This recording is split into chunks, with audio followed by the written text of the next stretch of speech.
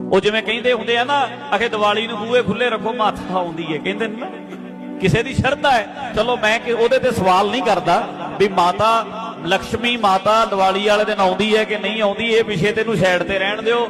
ਉਹ ਜਾਣਨ ਜਿਨ੍ਹਾਂ ਦੇ ਆਉਂਦੀ ਹੈ।